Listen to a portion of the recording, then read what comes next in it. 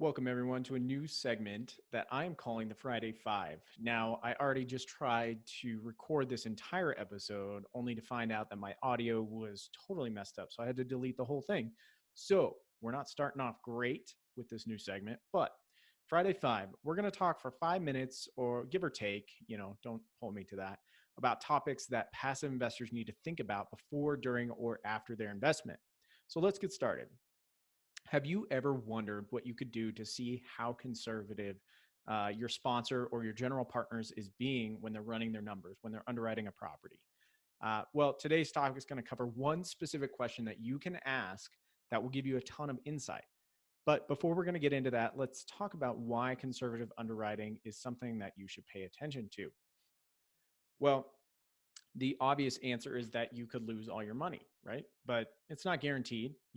Market wins, cap rate compression, interest rate reductions, things like this will help your deal along that have nothing to do with conservative underwriting. Instead, conservative underwriting to me is a signal that the investor or the sponsor actually knows what they're doing and they've been there before, right? No one wants to be the first one in the pool or the first one to take that leap. Investors should invest with someone who has already made their mistakes or they've practiced with other people's money, so to say. You don't want to be that first one. You shouldn't take a risk on someone, especially if they're by themselves or working alone, that they've never done this before. That's asking for disaster. So instead, conservative underwriting shows that they understand that problems come up. Markets change, you don't hit the rents you need, you might have unexpected expenses, so on and so on. Whatever it may be, things that are out of your control. I call them, variables, right? As many variables as you can knock down, the better, but you'll never be able to get that number to zero. With this in mind, you should definitely be looking at a team to invest with that has conservative underwriting. It goes without saying, right? The big problem is when you ask a sponsor if their underwriting is conservative, what do you think their answer is going to be? Oh, of course our underwriting is conservative. We'd never make wild assumptions about anything. This is a safe bet.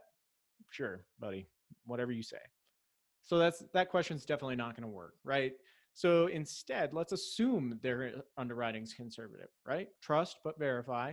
So here's a question that you can ask them to let them know, A, that you know what you're talking about, which is important, and they can't mess with you. And B, it makes them prove to you that they are what they say they are. Their deal is as good as they say it is. So here's a question. You ready? Tell me about the worst case scenario on this deal and the best case scenario. Now, this is going to come up with a myriad of answers, but in general, their worst case scenario better be that you lose all your money, right? If you can't even get that one right, then you need to run.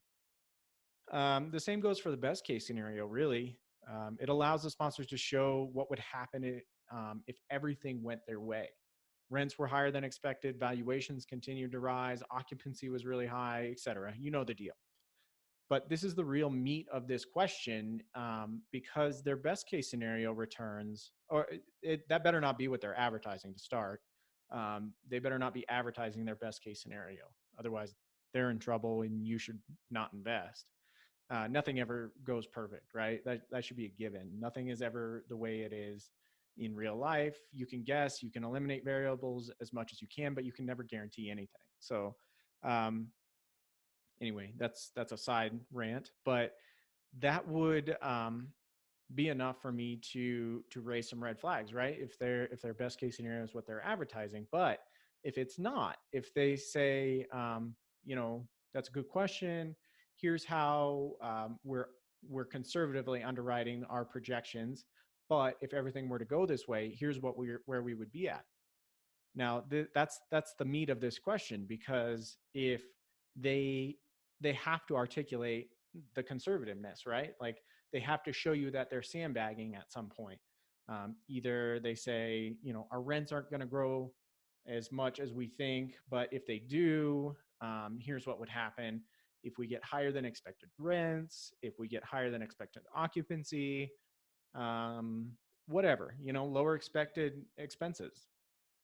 All these things that if they don't have a well-prepared answer for, it might be enough to raise a red flag. If they fumble through this question and give you vague generalities, about how, they're very conservative, and, you wouldn't understand all the metrics and stuff, and it would be too much to get into.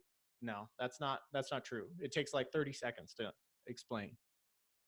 So with that in mind, it's something that every investor should know, right? You should know what you're looking for. You need to look for, cap rate valuations, cap rate reversions, uh, expected rent growth, expected expense growth, things like that that are, every good operator should understand. So anyway, I hope this helped everyone. If you're watching on YouTube, thank you. I really appreciate it. Please like this video, subscribe if you don't mind. Leave a comment if you think I missed something, or if I should have done something a little better, or if I hit the nail on the head, whatever. If you're listening on Fear-Free Passive Investing, I really appreciate it. If you would take a minute or two and share this with a friend that you think might be interested in passive investing, that would really help me out a lot. So with that, I'll sign off. Thank you, everyone. I appreciate it. Can't wait to talk to you again.